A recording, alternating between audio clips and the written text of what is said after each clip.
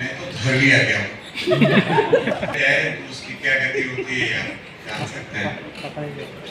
और उस पर ये है कि कुछ मित्र और विद्यार्थी यहाँ पर मौजूद हैं, उन्होंने तालियां बजा करके मेरे बोझ को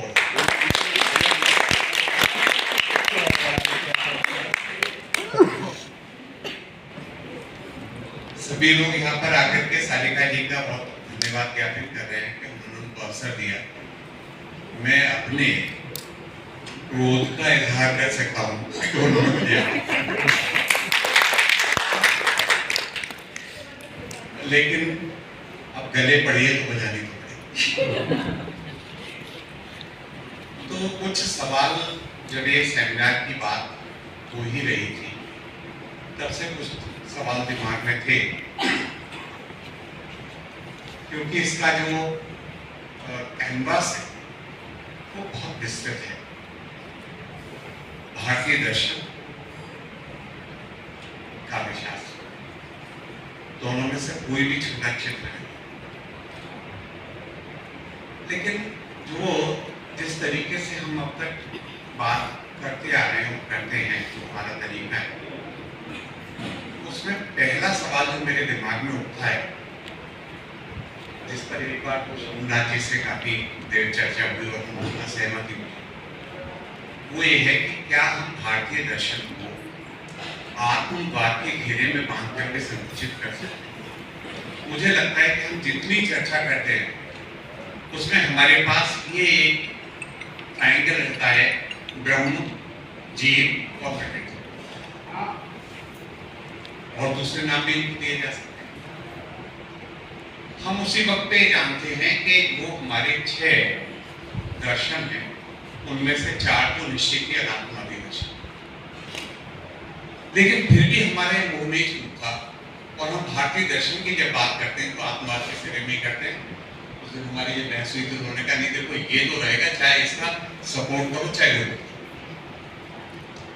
एक अजीब स्थिति है एकेडमिक दृष्टि से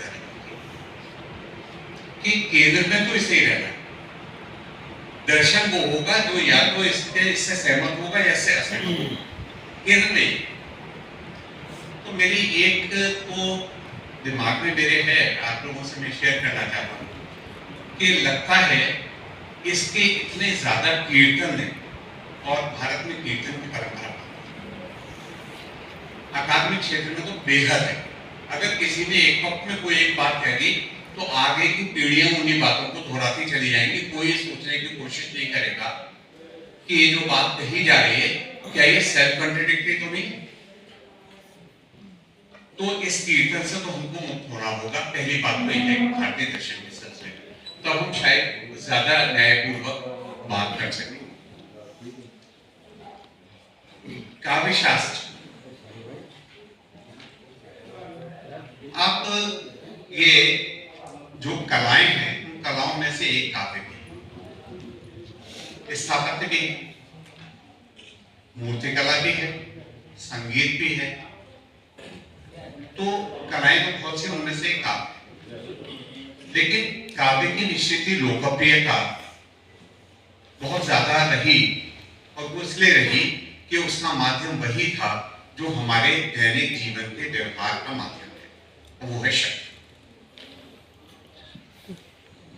तो कविता किस रूप में अपने काम को करती है, इस पर हमें विचार करने की जरूरत होगी। मैं थोड़ा सा आपको एक संदर्भ से ले जाना चाहता हूँ प्लेटो के पास।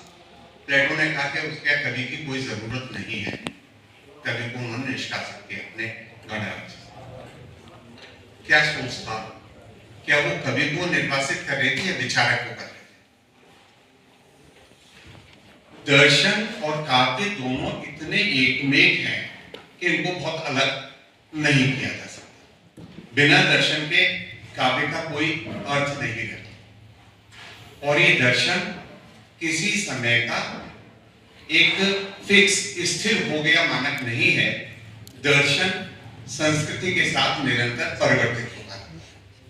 हम जब भी दर्शन पर बात करते हैं और दर्शन के प्रभाव की बात करते हैं तो हम गिर जाते हैं कुछ सदियों पहले जाकर के, और वहां पर हम बात को खत्म कर देते हैं, और उससे हम आज को करके मुझे बहुत अच्छा लगा सरोजी ने इस वक्त के काव्य शास्त्र बिल्कुल भूल जाते हैं इस बात, हम अभी तक वही चल रहे हैं। ये पुरानी परंपरा है। हिंदी काव्य शास्त्र से मैं थोड़ा बहुत परिचित हूँ। उन्होंने सिर्फ उतना किया जो संस्कृत काव्य शास्त्र में था उनको लिया, वो लोग कवि थे इसलिए उन्होंने ये किया। और हम जब उनका मूल्यांकन भी करते हैं तो हम ये पाते हैं कि उनका जो शास्त्रीय विवेचन है वो कोई दम नहीं रखता। उस शास्त्रीय विवेचन के लिए जो उन्होंने कविता लिखी उदाहरण स्वरूप वो करतल में याद, क्योंकि वो करता उनके अपने समय। लेकिन काव्य शास्त्र में क्या परिवर्तन तब तक हो जाने चाहिए थे, इस पर ध्यान नहीं। एक और चीज जो मुझे कहनी है इसी सिलसिले में, वो ये कहनी कि हम केवल भारतीय काव्य शास्त्र तक सीमित न रहें। दर्शन का क्षेत्र और भारतीय दर्शन का क्षेत्र बहुत व्यापक है, और हम विश्व गुरु बने हो या ना बने हो ये तो डिबेटेबल हो सकता है, लेकिन निश्चित ही विश्व के अनेक देशों की ज्ञान परंपरा में हमारे इस दर्शन का प्रभाव है, और उसी हिसाब से उसी अनुपात में अगर हम पाश्चात्य काव्य शास्त्र का भी अध्ययन करने के लिए चलेंगे तो हमें वो प्रभाव, वो असर दिखाई पड़ेंगे उनको चीज। अभी थोड़ी देर पहले बात हो रही थी,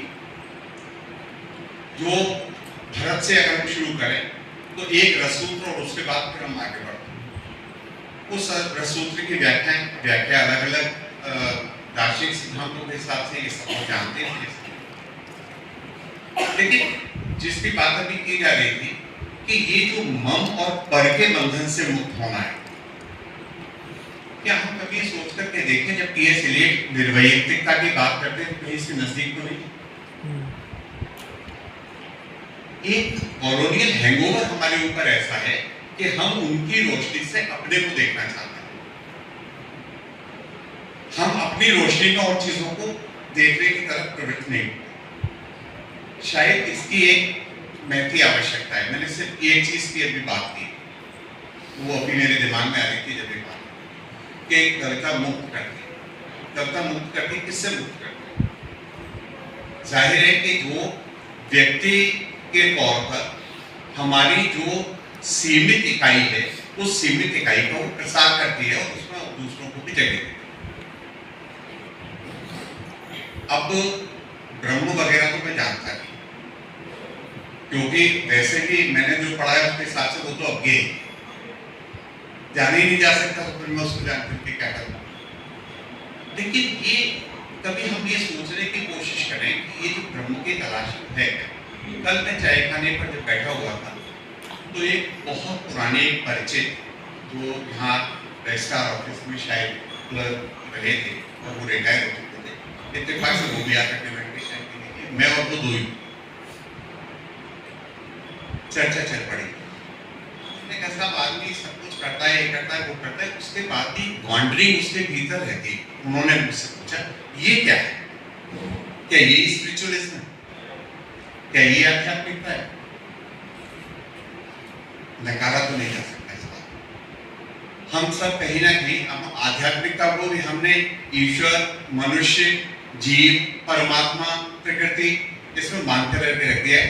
स्पिरिचुअलिज्म या आध्यात्मिकता इतनी छोटी चीज नहीं है कि उसको हम इतने सिखाने में मानते हैं। ये हमारी आत्मिक आवश्यकता कैसे शेष जगत के साथ हमारे संबंध का भी उसी को परिभाषित करने की कोशिश करता है, अनेक तरीके से परिभाषित करने की कोशिश करता है। और जो भी बात मुझसे पहले किसी शायद सत्य को मिलेगी, इदम इत्थम तक हम नहीं पहुंच सकते। ये ऐसा ही है, ये नहीं हो सकता। सत्य एक है, विप्र बहुधा बल, बहुत तरीके से हमारे सामने आता है। ये जो बहुत तरीके से सामने आता है, किस तरीके से सामने आता है, किस तरीके से कार्य करता है, ये हमारे काव्य शास्त्र का मूल प्राण। आखिरी बात बस मैं इतनी और आपके सामने रखना चाहता हूँ कि जैसे कविता जो है वो बिना दर्शन के संभव ही नहीं। हर व्यक्ति का अपना जीवन दर्शन, उसकी बद्धता से अगर वो मुक्त नहीं होता तो कविता बढ़िया बनती नहीं। जब तक आत्म का प्रसार नहीं होगा तब तक कविता नहीं होगी।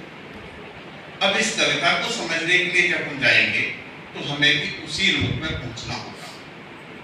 तो इसलिए काव्यशास्त्र पर किसी दर्शन का प्रभाव, काव्यशास्त्र दर्शन का प्रभाव तो विषय भावी है, होना ही होना, क्योंकि ये सारी चीज कविता की रचना से लेकर के कविता के पठन पाठन तक, उसके प्रभाव तक, ये सारी जगह मनोजगत की चीजें हैं।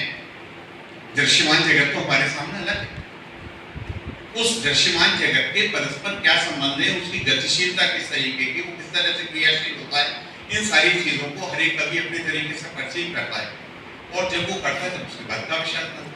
तो इसके बारे में हम बने बनाए पैमाने या जो आचार्य उन्होंने दरअसल क्या कहने की कोशिश की है, शायद हमें इसे समझने की जरूरत होगी। मैं तो समझने की कोशिश कर रहा हूँ, आप लोग। धन्यवाद।